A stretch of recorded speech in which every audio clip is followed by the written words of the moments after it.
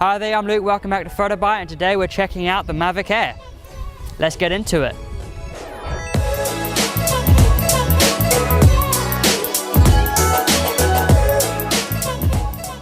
So this is going to be the Mavic Air.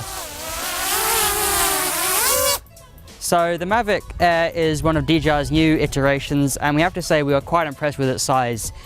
DJI have come a long way from what they originally brought out through the Phantom series, and then they've come out with the Mavic series, and it's definitely won over quite a few people.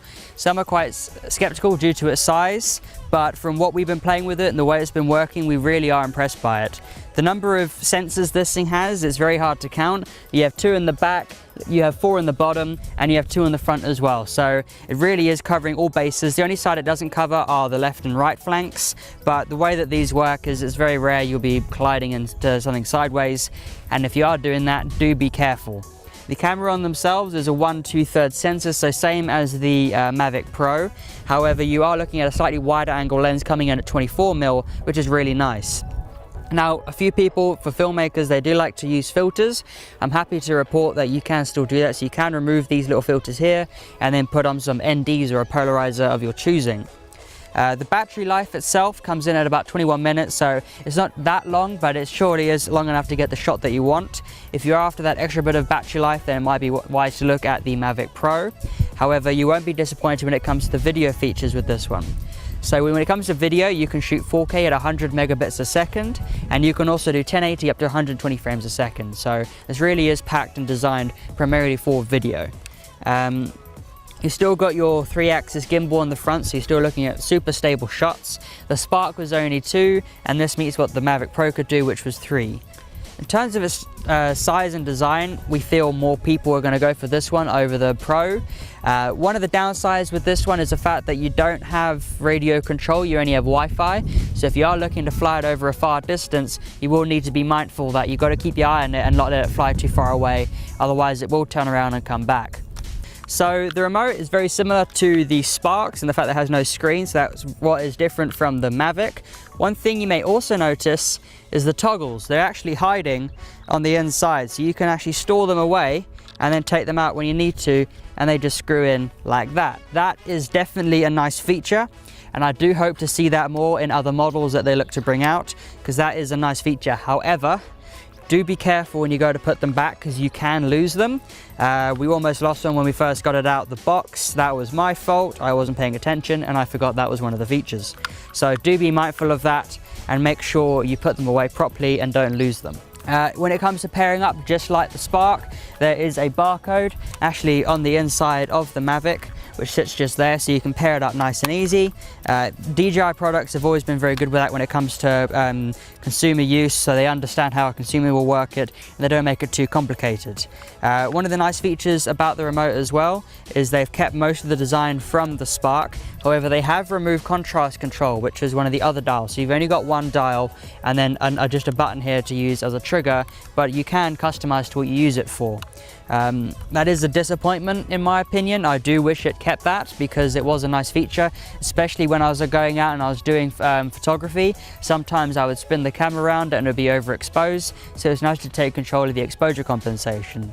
But nonetheless, you can still do it on your phone if you need to. It's also taken some features from the Spark, like hand gesture mode, so you can actually control the drone with just your hands and then doing the features that the Spark could do. You can check out our review as well on that one. You've also got as well a new remote, which is very similar to the Spark. In terms of its design, again, very similar, except there's one difference. These actually fold away. So you can pop these little feet down like so, and then these fold back like that, and then these fold under like that. So it does fold away. One thing this doesn't do that the Mavic Pro does do is the propellers don't actually fold down, so they will stay out as they are, but you can still remove them if you break them. Also, the sensor is a 12 megapixel sensor, so not big, but it also is perfectly designed to handle 4K video, because when you have too many pixels in a sensor, you can get over sharpened video, which isn't always pleasant. Video compared to previous models has been very impressive. We actually compared it to a Phantom 3, one of DJI's earlier models, and we have to say they have come a long way in terms of video quality. The one that we have could only do 2.7K, and we compared it to the 4K on this one, and there was a monumental difference. Like, there was a huge difference. So it's very impressive to see how far DJI have come along, not just as a drone company, but also as a camera company as well. They've done really well in that department. One of the nice features as well is they actually put 8 GB of internal storage into this. So if you do forget a memory card, it's not going to be the end of the day. You'll just be limited to the amount of video you can actually get. But nonetheless, it's a nice feature. So some of the issues we have had with it is when you do get it into gusts of wind, it just doesn't like it. You do have to fly it in next to no wind conditions, which can be a bit of a pain, especially it can depend on the location that you're in, because sometimes there's always a bit of a breeze. When you fly it out to about 100 meters, it starts saying that there's a poor connection, which can be really, really frustrating, especially when the shot that we're after is just like an extra 10 meters away, and it will just turn around and it will just come straight back. Another small gripe we have with it is just sometimes the speed isn't up to spec, because you can get up to 35 miles an hour, but that's only in sport mode. And when you do go into the standard mode, just for like putting into position and not going for a fast shot, it does drop quite a bit. Now there is a tripod mode as well, but when you're comparing differences, it's a small one. But when you're flying it around in a large space, airspace that is, you do find that you do have to go into sport mode in order to get it anywhere and then turn it off. Otherwise, when you fly outside, there isn't actually that much counteraction, and sometimes it does affect the video you get, especially when you grind to a halt and it will start shifting and ruining the video. Any other gripes you've had with it? No? But other than that, we've been really impressed with it. We really like how it's been designed. We hope that they take some of the features that were very popular and they move it into the Mavic Pro 2 or whatever they look to call it in the next realm. But overall, this is definitely a good choice. So this is a lot cheaper than the Mavic Pro, coming in at $769 compared to the $1,199 of the Mavic Pro. And for that price, you really get all you need. You can get their Fly More combo for about £900, and that will get you an extra battery. But overall, we've been very impressed and just be using the one battery and been able to get the shots that we want.